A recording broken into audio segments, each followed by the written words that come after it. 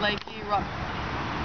This morning, George Lakey, Robin Harper, and I, Lee Reinert, stayed at the Church of the Brethren in Elizabethtown to experience a worship service with them because they were so kind to offer us hospitality last night. And they asked that George speak from the pulpit. And I'll try to give an overview of his message, and he can add to or correct, but he's eating right now, so I will try to hold forth.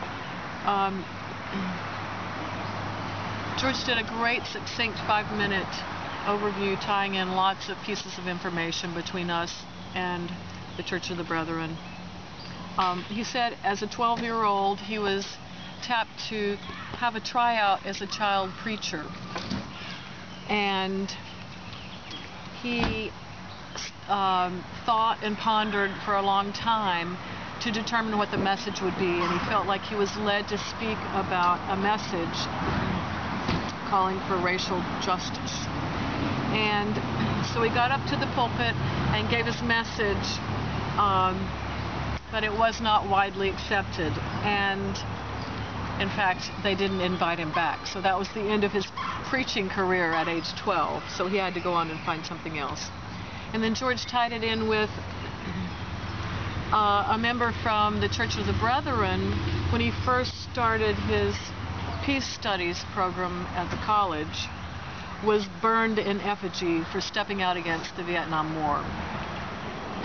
And George explained that often we are led to speak out or led in a calling that's not well received. It might be received by a few, but to take heart that if we keep at it, the message will grow in supporters. George's original message was in 1949, so you can imagine that a call for racial justice was not welcomed until later on. And George went on to explain that our walk across Pennsylvania is a request for good stewardship of the earth and not turning over the stewardship to corporations to profit from. And I'd like to go on and talk a little bit about the meaningful points of the service this morning of the Church of the Brethren. They had a wonderful hymn, and I'm trying to remember the name of it.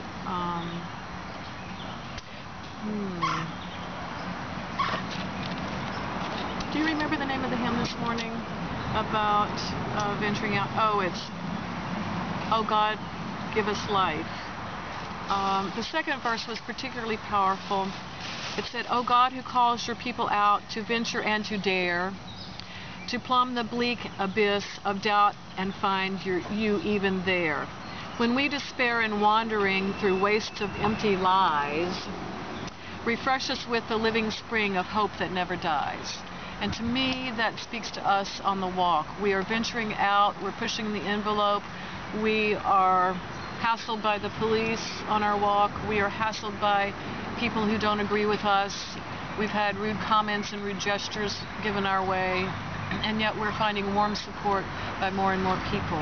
So that hymn spoke to me in a very meaningful way.